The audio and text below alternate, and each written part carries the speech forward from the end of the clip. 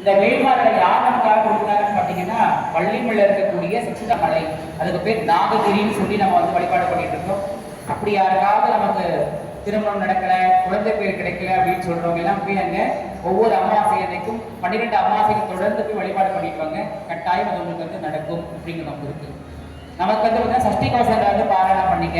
பாலதேவராய சுவாமிகள் வந்து பாத்தீங்கன்னா என்ன பண்றார், ஒரு முறை முருகனை தரிசிக்க பழனி மலைக்கு போறார். போகும் பொழுது அங்க இருக்கக்கூடிய பக்தர்கள் எல்லாம் வெளியில பாக்குறாரு, என்னடா இத்தனை பேர் முருகனுடைய பக்தியிலே இருக்காங்க, ஆனா அவங்க மக்கள் நோயை பற்றி கூட கஷ்டப்படுறாங்கன்னு சொல்லி யோசிக்கிறார். யோசிக்கும் பொழுது படத்துல முருகா அவருடைய பக்தர்களுக்கு இப்படி வந்து நீ துன்புறுத்துறது சரியா, இப்படி நோய்வாய்ப்பட்டு ரொம்ப சிரமப்படுறாங்க அப்படின்னு சொல்லி முருகரை வந்து மனசார பார்த்து மலையிலையும் தங்கின்றார். அப்ப தங்கும் போது முருகன் வந்து சொல்ற, பாலதேவராயா மக்களுடைய கஷ்டங்களை வந்து போக்குறதுக்காக நீ வந்து அழகிய தமிழ்ல கஷ்டமில்லாத ஒரு தமிழை வந்து கந்த சஷ்டி கவசத்தை வந்து நீ பாடு அப்படின்னு சொல்றாங்க. அதனாலதான் ஐப்பசி மாதங்கள்ல வந்து நமக்கு வந்து வரக்கூடிய அமாவாசைக்கு அடுத்து வரக்கூடிய பிரதமையிலிருந்து சுத்தி வரைக்கும் சஷ்டியில் விரதம் இருந்தால் அகப்பையில் குழந்தை பேர் கிடைக்கும் அப்படின்றதுக்கு. சஷ்டியில நமக்கு வந்து விரதம் வந்து குழந்தை பேருக்காக மட்டும் கிடையாது, நம்முடைய எதிரிகள் இடத்திலிருந்து நம்மளை பாதுகாக்கிறதுக்காக வேண்டியும் இந்த சஷ்டி விரதங்களை வந்து அனுசரிக்கலாம் அப்படிங்கிறது நமக்கு இருக்கு. அதனால இந்த முருகப்பெருமானுடைய சஷ்டி வந்து பிரதமையில ஆரம்பிச்சு ஒரு நாள் 36 சமைத்து அப்படின்னு சொல்லி நமக்கு சஷ்டி கவசத்தை படிச்சிருப்பீங்க. ஒரு நாளைக்கு 36 சஷ்டி பாராயணம் தமிழ் சஷ்டி கவசங்களை பாராயணம் பண்ணணும்னு இருக்கு. நம்மளால அப்படி பண்ண முடியலன்னு சொன்னா 6 நாளை பிரிச்சு ஒரு நாளைக்கு 6 முறை அப்படிங்கிற மாதிரி நமக்கு தமிழ் சஷ்டி கவசங்களை வந்து பாராயணம் பண்ணணும் அப்படின்னு நமக்கு இருக்கு. அப்ப காலையில 2 வேளை, மத்தியானம் 2 வேளை, சாயங்காலம் 2 வேளை, ஒரு நாளைக்கு 2 நேரம் குடிக்கிற. காலையிலையும் பூஜை தான் பூஜை பண்ணணும், சாயங்காலமும் பூஜை தான் பூஜை பண்ணணும். எல்லா மந்திரங்களையும் நமக்கு என்ன பண்றோம்னா ஒரு பூஜையை நமக்கு ஆரம்பிச்சுன்னு சொன்னா இடையில எந்திரிக்க கூடாது. சட்ட தமிழ் சிங்கோசம் படிக்கிறீங்க, இடையில வந்து நமக்கு ஒரு போன் ஒரு முக்கியமான ஒரு சூழ்நிலையில நீங்க கிளம்புறீங்கன்னு சொன்னா மறுபடியும் எங்க விட்டோமோ அங்கிருந்து மறுபடியும் படிக்க கூடாது. நம்ம வந்து விஷ்ணு சகஸ்ரநாம வட்டத்துக்கு மட்டும்தான் ஒரு சூக்ஷ்மமான ஒரு எளிமையான ஒரு இருக்கு.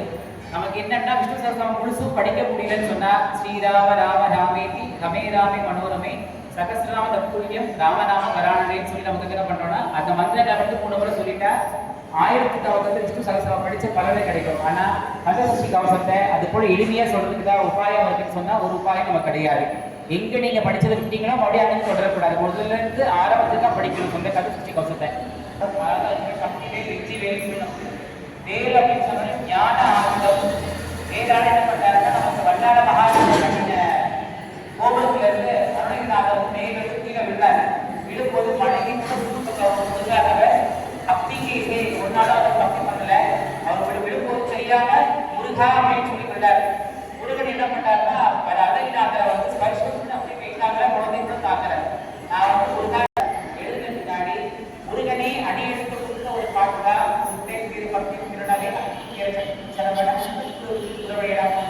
முதல் பாட்டை எழுதி கொடுத்தார். அதுக்கப்புறமா பாத்தீங்கன்னா அருணகிரிநாதர் கிட்ட 6000 பாடலுக்கு எழுதினார்னு சொல்றாங்க. ஆனா சில புராணங்களை ஒரு மாசம் சொல்லி கொடுத்து 3000 பாடல்கள் சொல்றாங்க. 6000 பாட்டு எழுதினார்னு சொல்றாங்க. நம்ம கிட்டத்தட்ட 1040 பாடல் இருக்கு.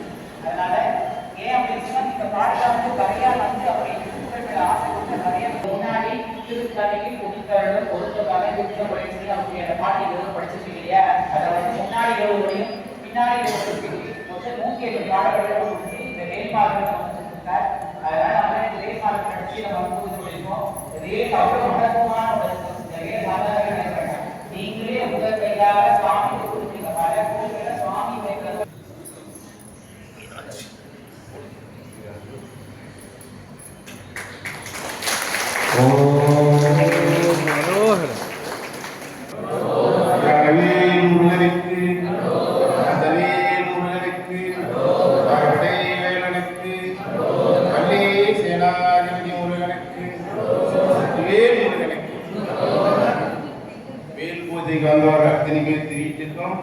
இந்த அலங்காரம் அப்படியே நைட்டு வீட்டுக்கு வரும்.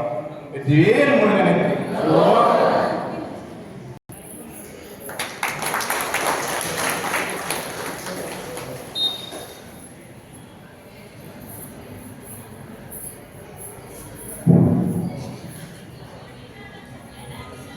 இங்கே வேல் பூஜைக்கு வரி தந்திருக்கும் அனைத்து பக்தர்களுக்கும் எங்களது உங்களுக்கு எல்லாம் உங்களுடைய கரங்கள்ல இந்த வெற்றி வேல் கிடைத்துள்ளது. இந்த வெற்றிவேல் ஒவ்வொருவருக்கும் கிடைத்தது என்பது மிகவும் அபூர்வம். நாம் கோயிலுக்கு சென்றால் கோயிலில் இந்த வெற்றி வேலை பார்க்கிறோம். அப்போ அது கிடைத்திருக்கிறது. இது மிகப்பெரிய விஷயம்.